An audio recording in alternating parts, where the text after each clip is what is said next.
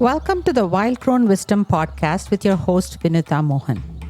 In this episode, we explore what it truly means to be free.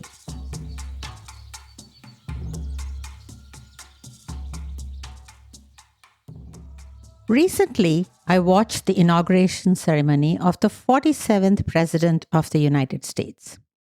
I saw all the Silicon Valley tycoons who had to contribute $1 million or more to get front row seats, vying with each other to please the man in charge. Watching them grovel and fight for the president's attention, I had an epiphany. I realized that I had so much more freedom over my life than any of these billionaires. They were rich and powerful, but trapped in their golden cages. I, on the other hand, was a nobody, but completely free. In recent years, there has been a lot of debate about freedom in this country. Freedom of speech, freedom to own guns, freedom of gender fluidity, freedom of sexual preferences, freedom to get or not get vaccinated, to accept or reject the election results, and so on. Freedom is a big deal in America. We often think of freedom in terms of external choices. But what if true freedom is something internal? What if it's not about what we can do, but how we experience life? Carl Jung says, freedom of will is the ability to do gladly that which I must do. At first glance, this quote may appear paradoxical, and probably it is. If I must do something or not do something, then where is the freedom? Freedom is not on the outside, but on the inside. The fact that you do so gladly without resistance is freedom. Take parenting, for instance. A mother wakes up at 2 a.m. to feed her crying baby. Not because she has no choice, but because love makes the action effortless. That's freedom. In previous episodes, I have talked at length about dropping resistance to what is, and that while pain of reality is inevitable, suffering is optional. Suffering always accompanies resistance. The minute we are in conflict with reality, we create contraction of spirit, of energy, and sometimes it results in dis-ease of the mind and body. In Eastern medicine, we look at all ailments as blocked energy resulting from contraction. Very often, the stance of non-resistance is misunderstood as inaction.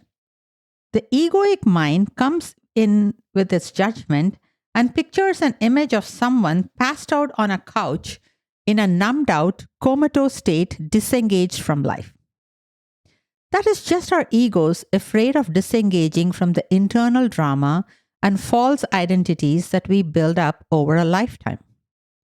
When we are living in the present, such presence brings with it an attuned awareness and engagement with each moment.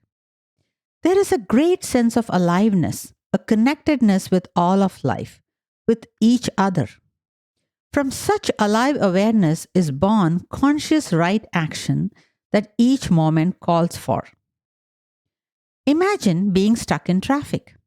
You can honk and stress out, or you can take a deep breath, accept the delay, and maybe enjoy a podcast. One choice creates suffering, the other, freedom from suffering.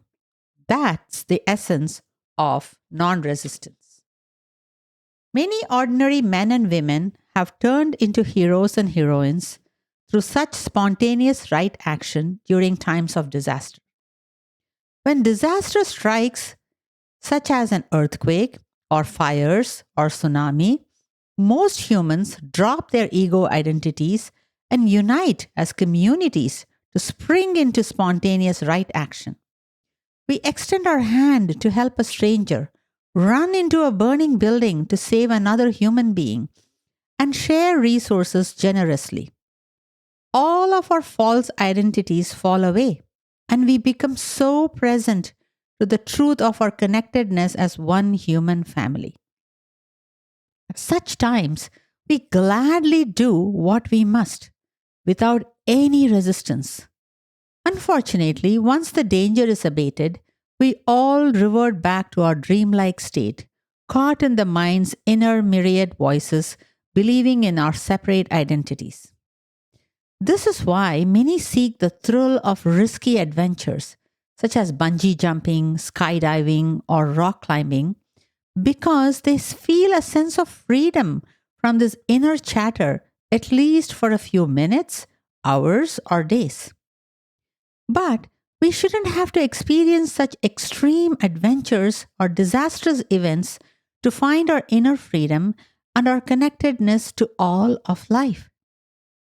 The spiritual teacher Adyashanti says that freedom is of two types: freedom from and freedom to.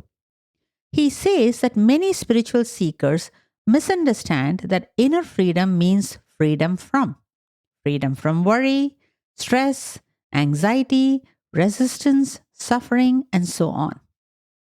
But this is only one half of the equation.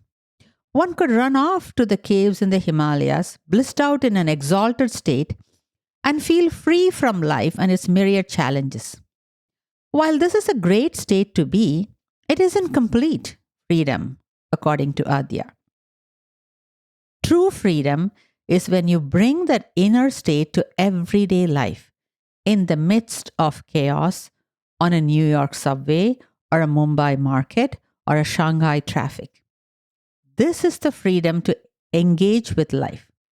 Freedom to have responsibilities, work in corporate jobs, find a loving partner, face challenges of sustaining a long term relationship, engage with your struggling teenager, or care for elderly parents. When you are able to gladly embrace and engage with all of life and its many challenges, then you can be truly called free. Disengagement is not freedom. Doing what we must do isn't always easy. Living our truth, facing our fears, accepting what we cannot control, changing what we can, embracing the uncertainty of our future are not easy to do. It is easy to convince ourselves that we are exercising our freedom, while the truth may be that we are afraid to engage with life on its terms. We are afraid to do what we must. No one said that doing the right thing is pain-free and easy. But as Brene always says, we must learn to lean into our discomfort and fears, not run away from it. So, what about you? What must you do in your life right now? And how can you do it gladly, freely? Because when you do, you're not just celebrating independence on a national holiday, you're living it every day.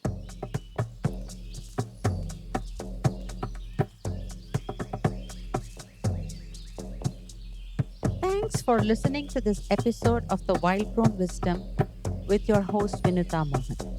I'm a licensed marriage and family therapist from the Bay Area, California, specializing in trauma and attachment repair.